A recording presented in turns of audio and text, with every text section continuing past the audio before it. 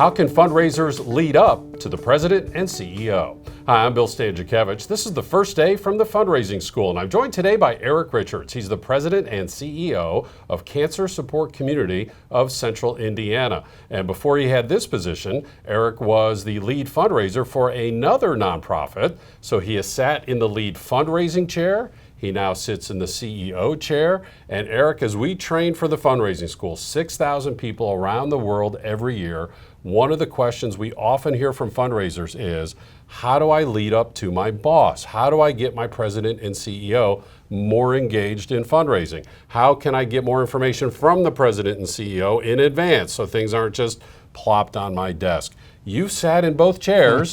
What advice do you have for fundraisers as they lead up to the president and CEO? Well, thanks, Bill, for the opportunity to talk on this topic. It really helps if you have a CEO, obviously, that has a development background of some sort. That's you're going to be your first step in terms of making it a little easier on yourself as a development professional. If not, easy thing is to educate them on the fundraising school and go to principles and techniques to start with, and have that individual get just a general basis. And I think having a general basis is really going to help that individual have some empathy with your situation and understand how hard it can be if a fundraising goal is just plopped on your desk, as you alluded to a second ago.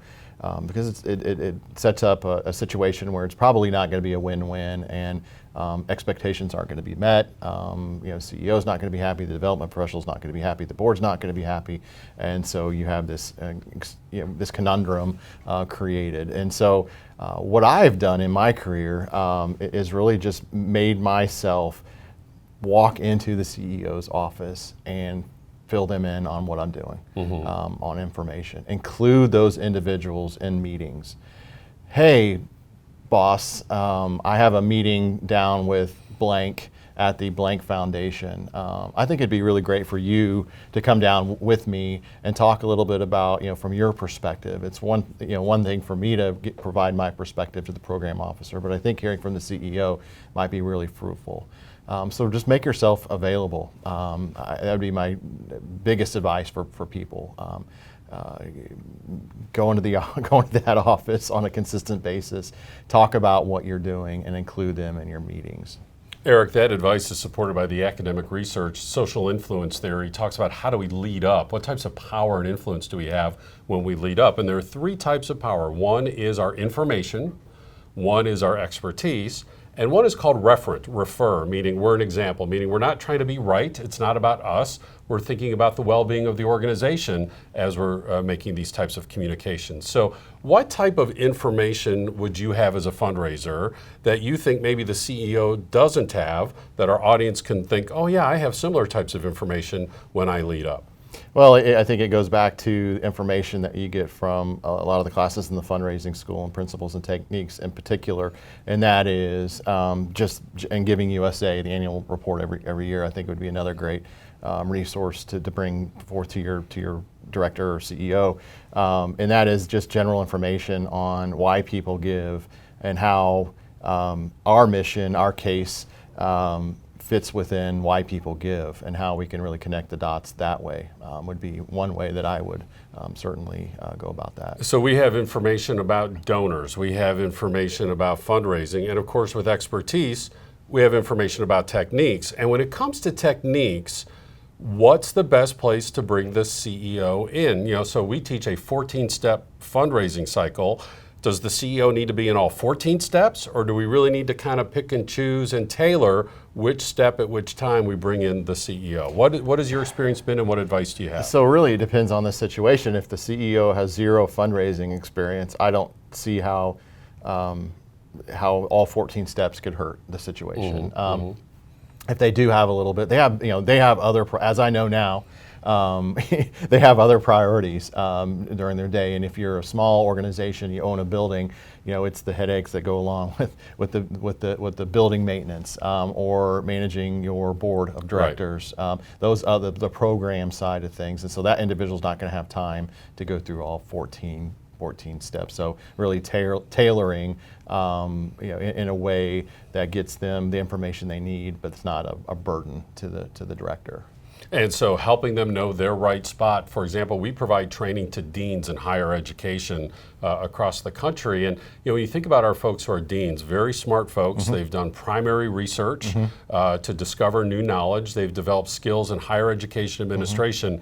Nowhere in there did I ever mention fundraising training. And so one of the things we teach is find the right time to bring in the dean. Maybe the right time is at first meeting the prospective donor. Or maybe they're in the meeting to make the ask, but we don't ask them to make the ask. As the fundraiser, we can make the ask. They're just being there with their information, their presence, their gravitas, quite frankly, because of who they are in terms of their abilities and yes, their title. Or maybe there's a role in stewardship. So finding that right place, and it sounds like your advice is it could be different with each leader. Absolutely, and I think it's dependent on your situation and who the leader is and what kind of gift you're talking about, right, and all the different variables that would be intertwined in that. How important do you think it is then for the fundraiser to be at the budget planning meetings, and how important is it in your view for the fundraiser to be in the board meetings so that these fundraising goals aren't just plopped on my desk on the first day of the new fiscal year? I think it's critically important, and one of the things that I did, and for individuals listening to this, find out if this is an appropriate thing to do. But I did not I was not invited to go to the board meetings. However, I made myself go down and stand outside the door. And as everyone walked in, shaking hands, say, hi, again, my name is Eric Richards. And I did that for every board meeting at one organization I was with, and that actually helped me get my last position. And so what I would do is if you're not invited to attend board meetings and that kind of thing, to make yourself available to those individuals if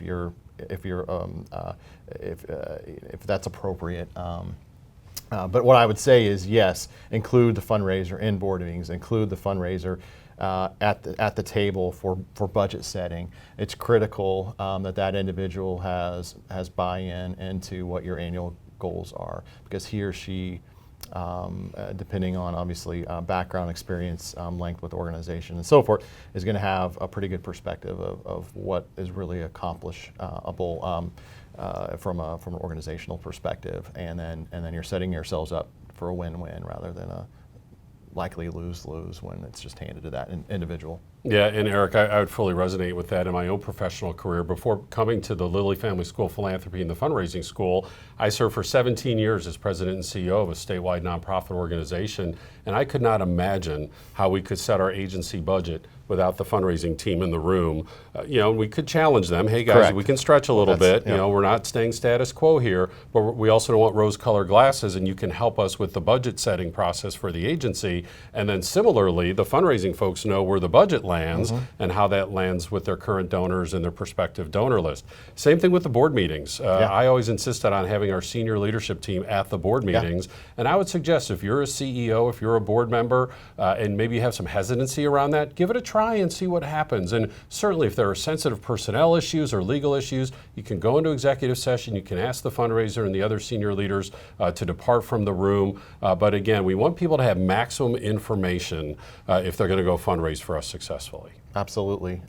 They need to be involved, and it's not a scary proposition as you might think, inviting your senior staff to a board meeting. And actually, if it's appropriate, have them report on a project or things that they're working on. I regularly do that because that was the opportunity afforded to me in my last role, and really helped me to prepare me to be a CEO at the end of the day, but also educate the board members on what we were doing from a development perspective, and which may be a little different than the CEO's perspective.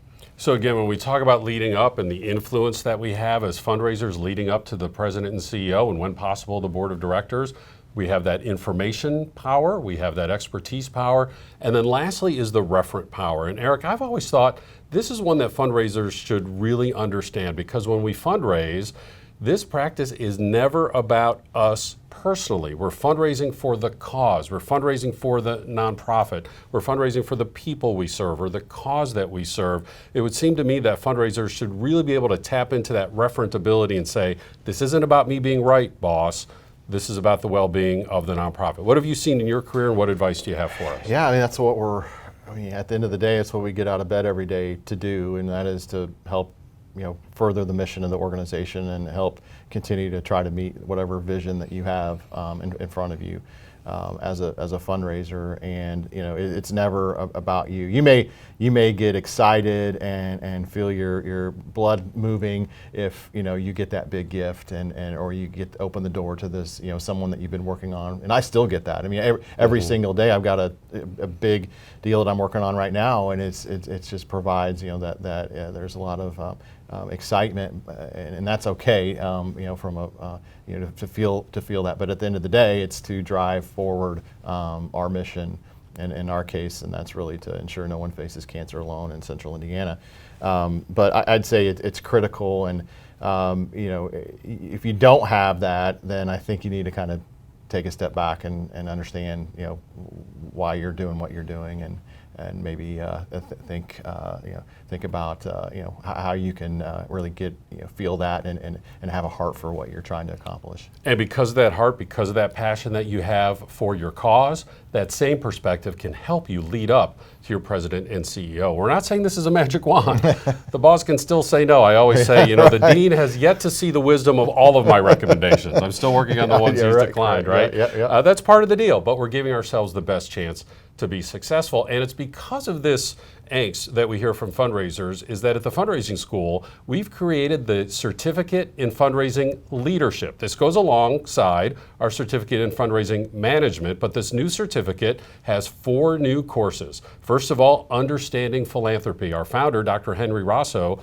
said that fundraising is the servant of philanthropy. So what's philanthropy? We need to understand philanthropy from that macro level to fully be effective leaders within fundraising. We have a new course on ethics being designed and taught by a national expert in this field, my colleague Dr. Kathy Bodisher. We're also talking about emotional intelligence and empathy, the art of fundraising, with our colleague Dr. Sarah Conrath. That's a new course. And then the Effective Leadership Successful Fundraising course. If you take those 4 courses, you earn our Certificate in Fundraising Leadership. We still have the CFRM, 20 courses overall in 18 U.S. cities, custom training that goes all over the world. We also have quarterly webinars and, of course, these free weekly podcasts. And more information is online at philanthropy.iupui.edu/the fundraising school. philanthropy.iupui.edu/the fundraising school. With Eric Richards, I'm Bill Stanczykiewicz, and now you are